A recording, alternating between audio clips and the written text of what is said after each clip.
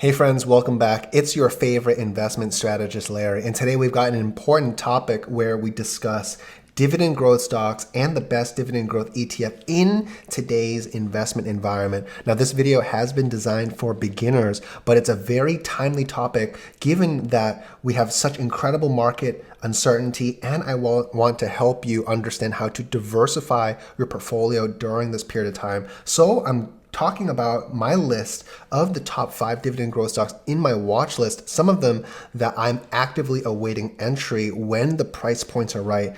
And I'm going to talk about what I believe is the best dividend growth ETF out in the market. And then I'll discuss market outlook at the end of today's video. And then also later today, I'll walk through how one of our Inner Circle members on Patreon, Anton from Denmark, he discussed how he was able to navigate the recent market volatility with grace with our guidance and research. Now, with that said, let's jump into today's video. One of the first key takeaways that I want to bring your attention to is that from Fidelity Investments, they say that during periods of high inflation, stocks that increase their dividends the most considerably outperformed the broad market on average. This is a very important observation to make because most investors are focused on just companies that are beating earnings estimates and beating revenue estimates. But it's important to focus on companies that are actively hiking their dividends as well. Fidelity found that companies that are hiking their dividends during periods of high inflation, they were one of the best groups of stocks that outperformed the indexes. Now I want to bring your attention to a chart that I recently came across from a famous blogger by the name of Financial Samurai. He produces great content on personal finance and his thoughts on the market. And he has this table that talks about an allocation between growth and dividend stocks by age. Now, in the age group that I'm in, I don't believe that it is appropriate anymore to be completely in growth stocks and having a zero allocation in dividend stocks, since we're seeing a lot of signs of economic weakness in the US. PMIs are falling, consumer confidence is weakening, mortgage rates are skyrocketing. I don't believe that a full allocation in growth stocks is necessarily appropriate in today's investment context, which is why I want to talk about the top dividend growth stocks from my watch list that have approximately a dividend yield of 2% plus while still maintaining that strong growth potential. So the first company on my list is Broadcom. This is one of the major leaders inside the semiconductor industry. They've got a dividend yield of 2.5%, incredibly impressive given that it is a growth company. And the bull case for Broadcom is that it's a diversified conglomerate in semiconductors with touch points across multiple end markets so that it's not as cyclical as other companies such as Micron, which relies on the memory market. Now, Broadcom has great free cash flow growth that is strong enough to support dividend hikes in the future. Some risks to consider include the fact that Broadcom's supply chain is sensitive to China's zero COVID policy, and any weakness in enterprise spending will impact Broadcom. So pay attention to that. And then any further escalation in Russia and Ukraine could further disrupt the supply chain. Now, as a dividend investor, you want to focus on the dividend payout history, both from an amount standpoint and from a payout ratio standpoint. So from the payout standpoint, you want to see the dividend increasing over time because that tells you that the company's dividend policy is actually helping you to battle and hedge high inflation. And we're seeing that play out in Broadcom's shares over time. And like I said, you also want to pay attention to the payout ratio. Anytime the payout ratio is too high, if it's north of 85%, if it's north of 90%, that means the company is spending too much of its free cash flow and its net income on the dividend policy. And that means that it's susceptible to a dividend cut. And you don't want to be in a position where the company is going to cut its dividend because that could definitely negatively impact the stock. One really interesting observation about Broadcom is that Even during the broad technology sell-off that we saw in the first quarter of 2022, the company never breached its 200-day moving average. That's an incredibly impressive feat given that a lot of companies fell far below their 200 moving day. So for Broadcom to keep that level intact is very impressive. I actually wrote a recent article on Broadcom on Seeking Alpha. Feel free to check that out in the description below. Now, the next company on my list that I personally like and hold in my long-term portfolio is Home Depot. And this company is in the home improvement space. They've got a dividend yield of 2.5%. And one of the bull cases for Home Depot is that they've got a great and large total addressable market that is substantial relative to their current positioning. Given that Home Depot and Lowe's have a duopoly position in home improvement, they really don't have a lot of competition that stops them from compounding growth and hiking their dividends. Now, some observations that you do want to pay attention to is that Home Depot seems to be very sensitive to the 30-year mortgage rates, as weaker housing demand indirectly impacts home improvement demand as well. And any weaker than expected consumer confidence, any data that we're tipping into a recession, that could hurt Home Depot in the near term. But long term, the company is a winner as it continues to hike its dividends year after year. It's got a very stable payout ratio, as we can see, comfortably under 60%. In fact, it's under 50% as of the latest quarter. So Home Depot has a lot of room to hike their dividend in the future, so long as they're continuing to pull on their growth levers. Now, as I mentioned, Home Depot has been impacted by the weakness in the soft housing data that we've seen, and also the spike in the 30-year mortgage rates. So I would wait until the 30-year mortgage rates stabilize before starting a position in Home Depot. I have this company in my long-term portfolio. I don't really have any intention to sell it. I think that Home Depot, given its duopoly position with Lowe's, makes it very difficult for the company to be in a sustained bear market over time. If anything, it's more of a buying opportunity than anything else. Quick pause, just wanted to say if you are enjoying this content, it would mean the world to me if you press that like button and subscribe to the channel, where I will continue to give you my best thoughts on the market and navigate market volatility with grace with my investment strategy. And with that said, let's get back into the video.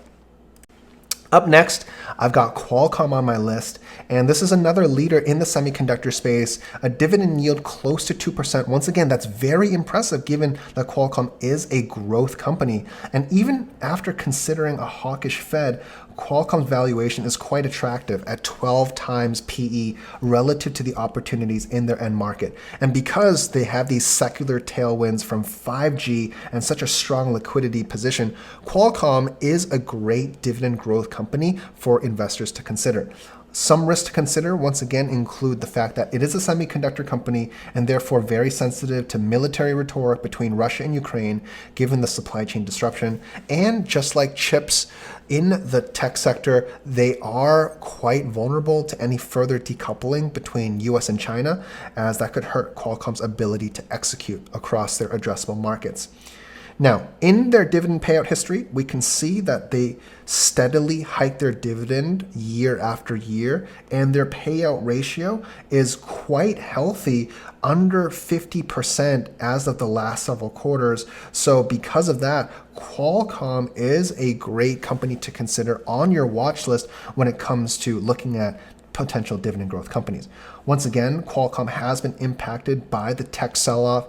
I do believe that once investors see through the Russia and the Ukraine crisis, and once that resolution brings peace to the world, and once there is more clarity on China's zero COVID policy, Qualcomm will start to resume its uptrend. Until then, definitely watch those catalysts.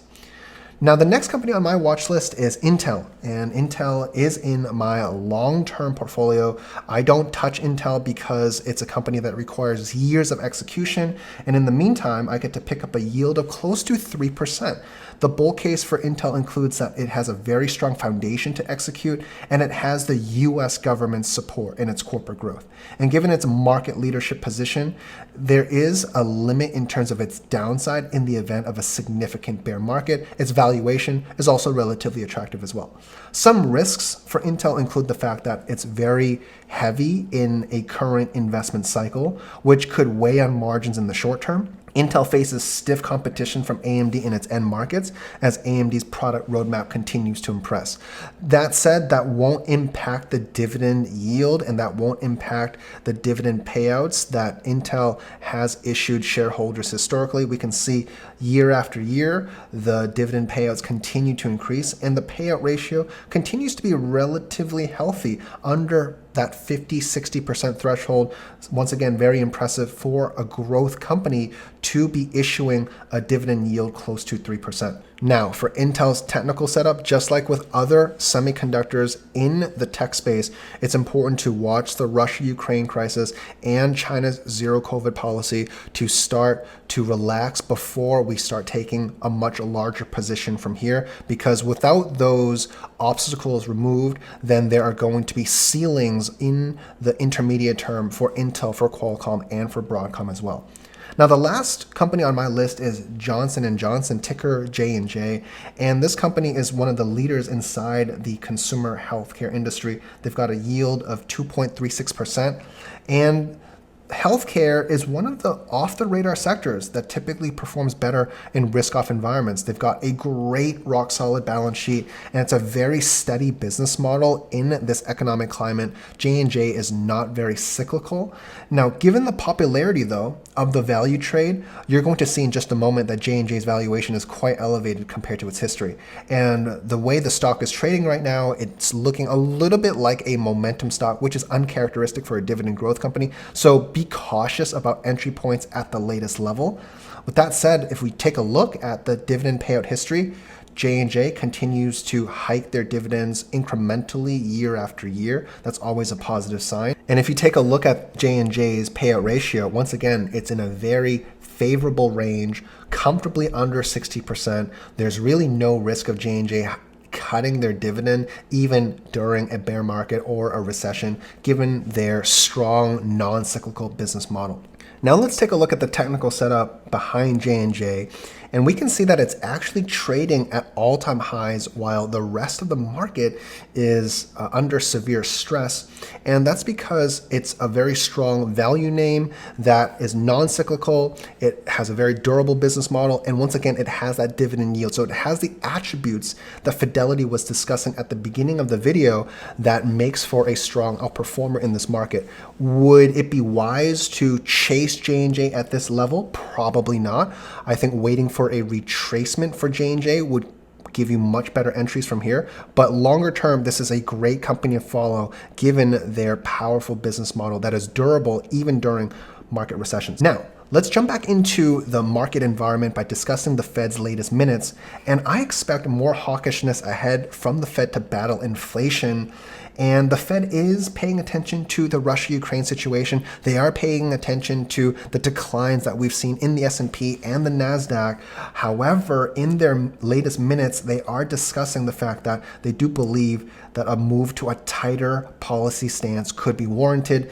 And that's another way of saying that quantitative tightening could be on the table soon as the March Fed meeting. So that's another reason for us to pay attention to companies and ETFs that could help us diversify some of our risk away from the more speculative areas in the market. And this brings me to my next point. One of the best dividend growth ETFs in the market, in my opinion, is the Vanguard Dividend Appreciation ETF, ticker VIG. And one of the reasons for that is they've got such a low expense ratio that you're paying very little in fees to hold some of the best companies in the index. And if you do a search of the best dividend growth ETFs out there, we're going to see that VIG is one of the largest ETFs in the world. So once again, they've got a great expense ratio, it's passively managed, and it's fully invested so they don't have any cash drag. And also from a decade of performance, $10,000 would have turned north of $30,000 in 2022, despite the market volatility that we've been seeing. Now, if we look at their portfolio composition, we are looking at what kind of sectors that this ETF is positioned in, and it's very healthily diversified. They've got a lot of exposure in consumer staples, they've got a lot of exposure in healthcare, and they also have a lot of exposure in utilities as well, and materials. And the reason I point that out is utilities, consumer staples, healthcare, those are the areas that tend to outperform during bear markets. Those are the areas that tend to outperform during recessions. So in other words, if we do a quick sum here, and I'm going to exclude materials, you have roughly 30% of the ETF positioned in names, positioned in sectors that are quite recession proof. So out of the top 10 names here, I would say that United Health, Johnson & Johnson, Procter & Gamble, Coca-Cola, these names, they will perform relatively well during market recessions, bear markets. The other names in this list, like Microsoft, JP Morgan, Visa, Home Depot, Broadcom, some of these names I discussed above, and Costco, these names, they tend to be risk-on trades in the market. So this ETF does a very good balance of including great names that have growth profiles while including great names that have great dividend profiles. That's why I like this ETF, and that's why I believe it's a good diversifier in any investor's portfolio. Now, moving on to the market outlook, this was a note that I discussed inside Patreon at the end of March. I talked about how the VIX's swift collapse from 30 to 20 had left its RSI close to an oversold reading. And for that reason, insurance is usually not a bad idea, and that volatility could come back. Lately, volatility has come back after the Fed minutes and Fed Governor Lael Brainard coming out with her commentary. So VIX at 20 was a call that we discussed for risk reduction in portfolios inside our Patreon. Take a look at some of the commentary from Anthon. He's from Denmark. See what he has to say from our investment community and how we've been able to help him manage risk and manage his strategy. Well, I think like the bi-weekly reports are like, they're awesome. And I think it's like very good to like get like a status update every 2 weeks. And I really enjoy like, we have to like make our own conclusions from the research you do. You don't just tell us to buy X amount of this at this price, but you tell us like the reasoning behind what we want to do, and that's why you like provide more value than most of these other trading discords and channels. In other words, you feel like you're developing as an investment analyst, that you're developing your research skills and upgrading your knowledge. Is that right? Exactly.